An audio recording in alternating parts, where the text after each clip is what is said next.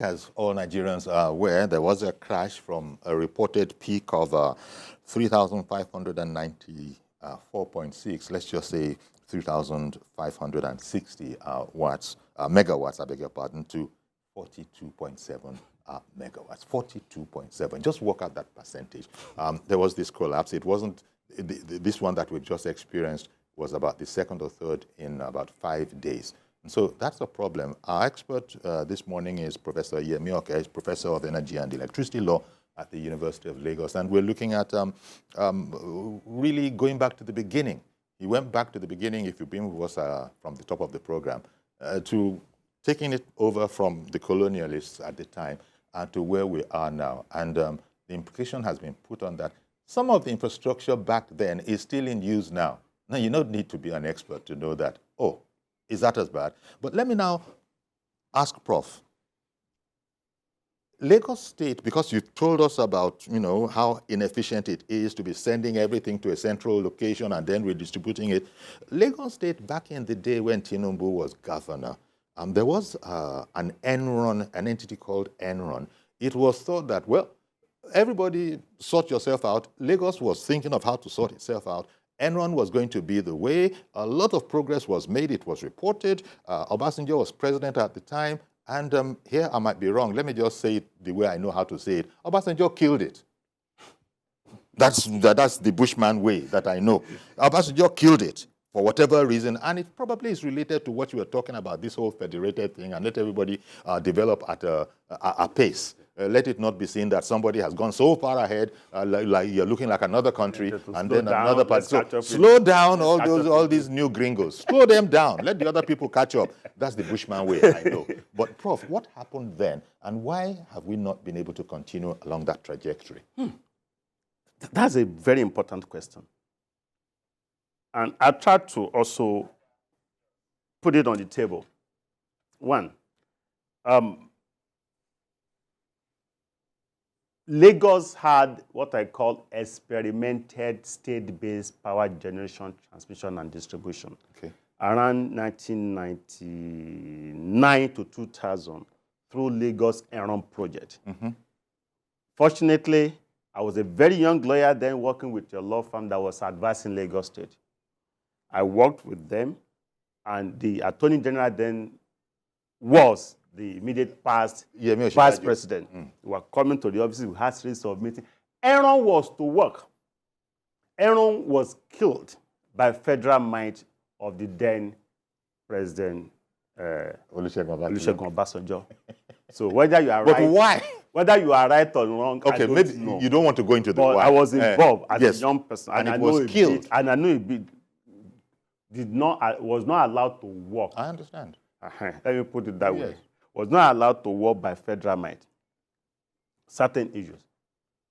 But demand. At that juncture, sir, since you've answered that my Bushman question in a more refined way, let me bring in Ada, who has called in, so that she doesn't hold on interminably. Good morning, Ada. Hello, good morning, Mr. Ayode. Good morning, Professor Yemi Oke. It's Ada calling from Jos State. Your guest has said it all. Until we move away from this idea of depending on one national grid, we will never get it right power-wise. The power sector should be decentralized. I understand it has been decentralized by the Buhari's administration, but it's still on paper. Mm-hmm. So each state will be permitted to generate its own electricity. They will now exploit other sources of generating power, such as solar, coal, nuclear, biomass, wind, hydro, and what have you. We need to have policies that will attract investors. Moreover, we should expand and take advantage of what we have locally in rural areas to generate power. Solar panels can be subsidized to enable many people afford it. Without missing words, constant power is a sine qua non for economic development. No matter how our president travels around to go and weigh investors, as he is there and they hear that this grid has collapsed how many times in 5 days, what does that tell of us? Mm-hmm. So we have to do something about it. All the same, let's not give on Nigeria. Thank you very much, Ada, for calling in. And something Ada said in there about solar panels, it just reminded me that in the U.S., the government is actually subsidizing the acquisition of solar panels where people don't have to pay out of pocket almost for solar panels. Yeah. But, sir, let me not distract you from the line that you were on. Yes, that. two ways now. Yes. 2 ways. I'm going to conclude on the first question. Sure. I'm going to go into solar panel and rural electrification that Ada mentioned. Very important, because those are very important points. So I was saying that with the experimental Lagos Enron project under the then Governor Bola Ahmed Tinubu, 1999 to 2000, that was frustrated by the federal government of President Olusegun Obasanjo. Nature, destiny now put the same man who experimented state-based generation, transmission, and distribution in charge as the president. And the feelers are that more than any other thing, Nigerians will judge the current administration of President Bola Ahmed Tinubu critically based on power and economy, majorly. Why? Because if you had tried to do something that somebody frustrated you, now you have the yam. Yes. You have the knife. Oh yeah, let's see you. What you are not allowed to do in Lagos then, now there are no impediments. call all your eggheads, put them in a room. They won't leave that room until they solve the problem of the power sector for Nigeria. So Nigerians are going to be very critical in assessing President Bola Ahmed Tinubu based on achievement in the power sector. The country is in a hurry for development because it's affecting all of us. It is. We are still talking about 3,000, 4,000 megawatts in a country of 220 million. Insignificant. And the insignificant megawatt that we have is collapsing on all of us. So that's that. Okay. Then coming to again, sir, just please hold that, please, because you know it concerns everybody, and people are calling in from all over. Mr. Joshua in Irewolide has called in. Good morning to you, sir. Try and be brief, if you will. Thank you, sir, and good morning to your to the prop there. Yeah, thank you. Uncle Yori, this particular matter upsets me so much because since I was a toddler, we have been talking about NEPA, no light, no light, no light. I want to plead to the president, Uncle Yori, if we can have a consensus as Nigerians to solve one problem within the next, let me say, 4 years, let's just give it to him, because an intelligent man. Please, they don't have problem of power in Aso Rock. We have problem of power in Nigeria. If they can solve that problem, it will help Nigerians. From the point of solar, let's say this local consumption, Uncle Yori, local consumption, my own home, I don't need this, their national grid. I don't need any grammar. Just subsidize solar. Yes. Let us be able to light up our homes. Exactly. For basic work. And take that out of the headache. Another side for industrial power, which can be solved. So all these, what the prof has said, which is the problem of Nigeria, is that regional power, everybody is suspicious. If I generate my own, you want to break away.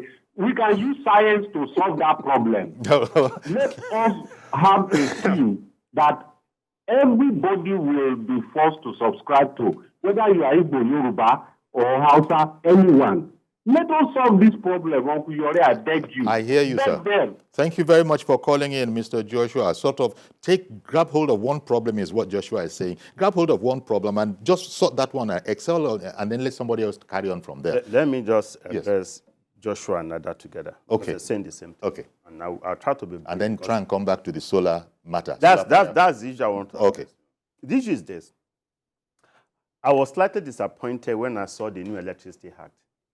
Though the Electric Power Sector Reform Act of 2005 that I criticized severally, wrote against and pointed out well over 200 or more errors in it, it addressed not all my major concerns. Okay. I'm still not happy because we still retain Rural Electrification Agency and Rural Electrification Fund for power purposes. I said it's wrong. What is the business of the federal government with an agency called Rural Electrification Agency as a federated entity? Meaning federal government will still be concerned with generation of electricity in the rural communities that should have been ceded off to state government through the local government.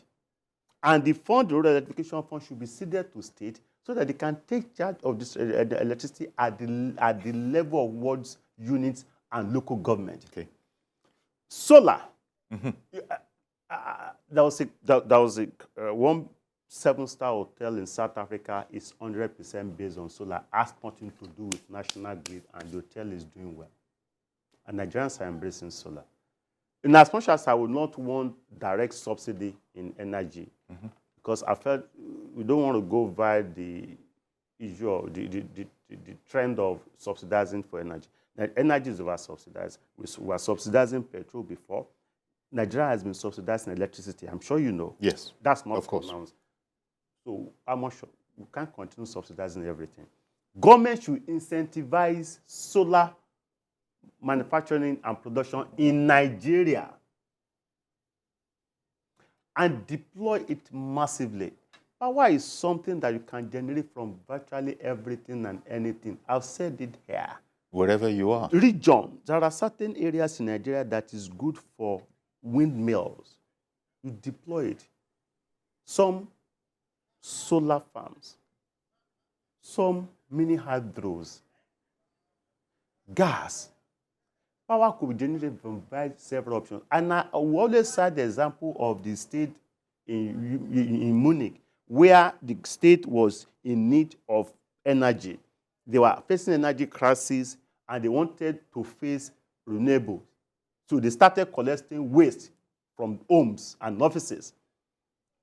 It got to a level they were insufficient in that.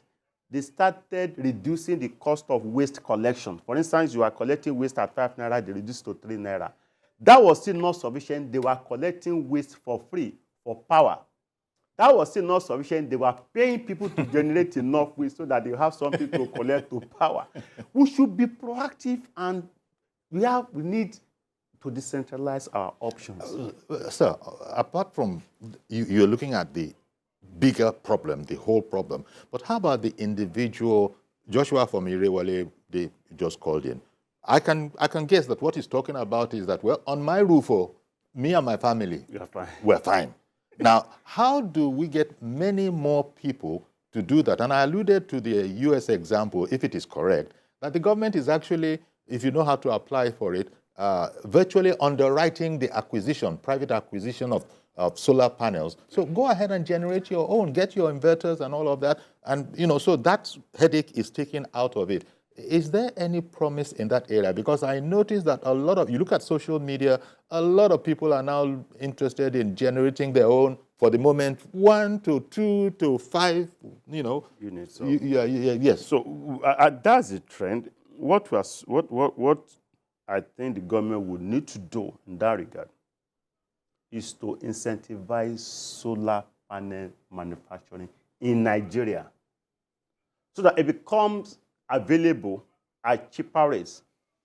Then government can now encourage manufacturers to go via embedded or captive generation, meaning manufacturing giants. Of course, they've been doing it before, but they were discouraged because once they generate in excess of their needs, they will have to sell to TCN. Yes. So that was the challenge. And they will not be able to distribute because the discos will have to take them to court because of the franchising thing.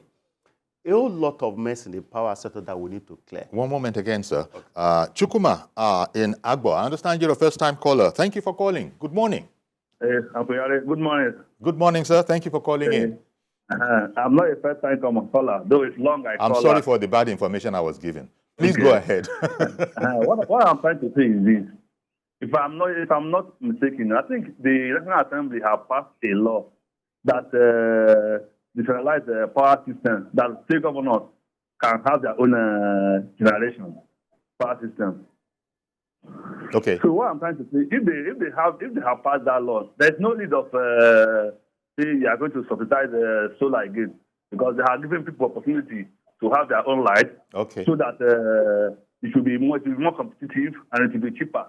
If state governors can have their own in their state, compete with the national grid, I think they will have constant light. People will want to switch to where it is, just like MTN, Glo, and Airtel. Wherever that fits you, you enter there. Remember when we first to the MTN, the price of call is so high. But now, they even give you cards free in most time when you buy a light. The light that we bought that time is 26,000, 25,000. 45. So that's what I'm trying to say.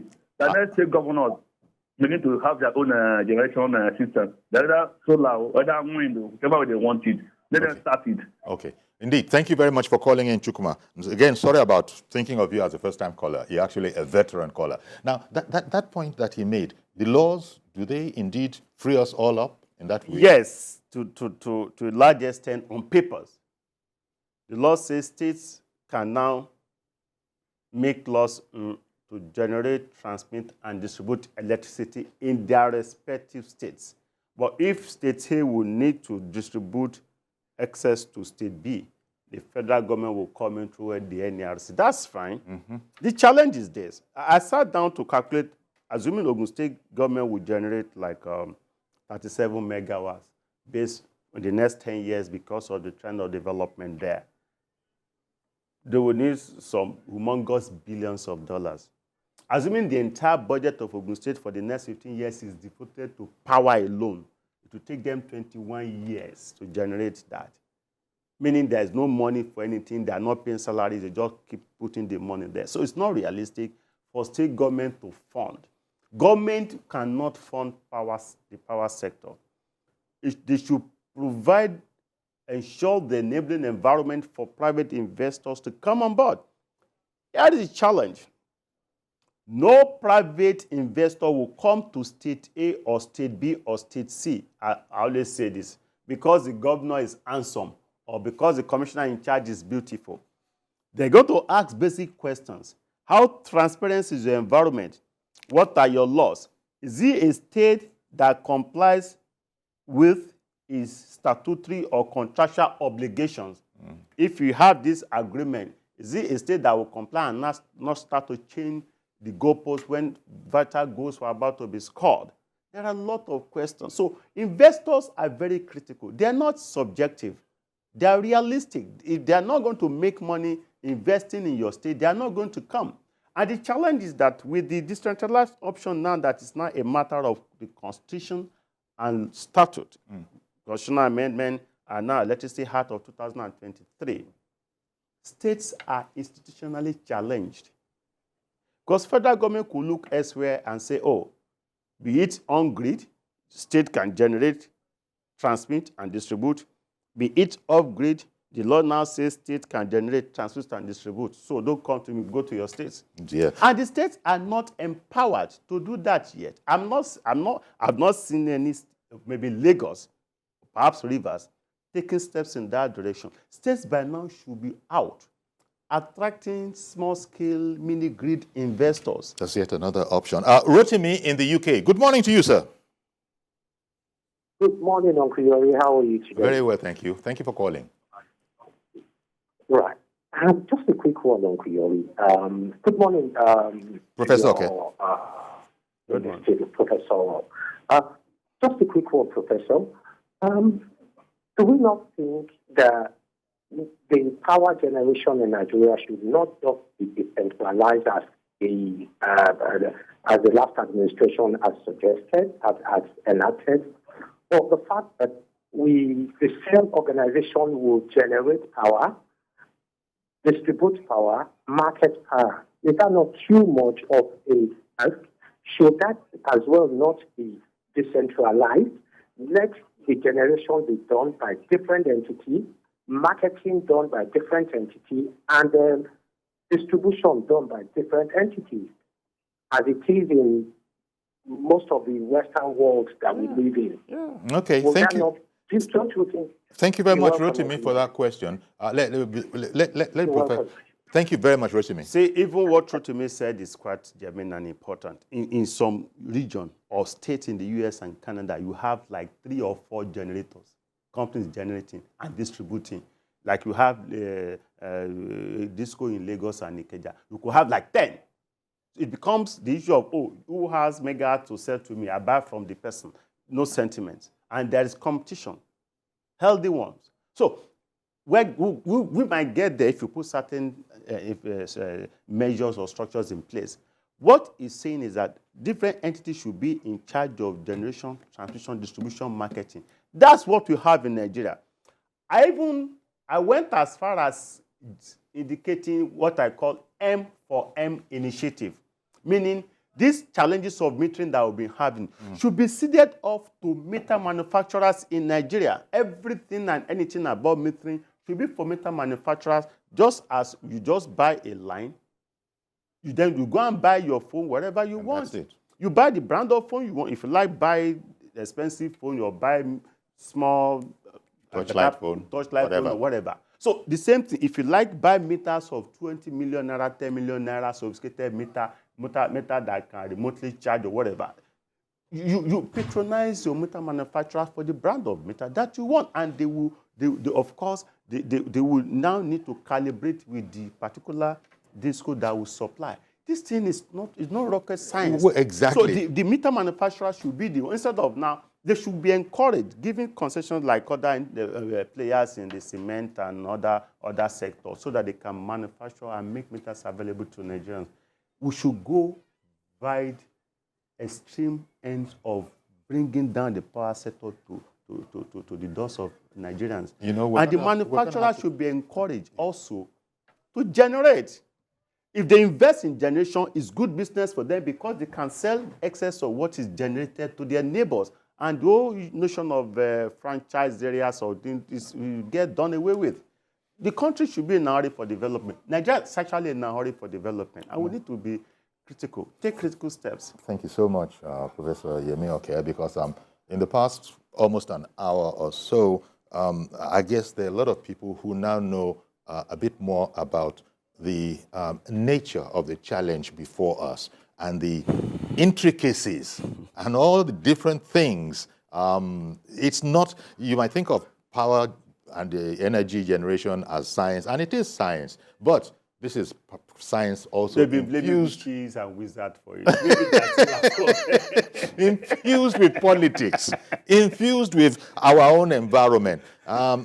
Nevertheless, thank you very much, Prof, for coming along and enlightening us about this. I know there's a heck of a lot more. Otherwise, you wouldn't be a teacher in a university on this same subject. Look how long it takes for you to become proficient in it.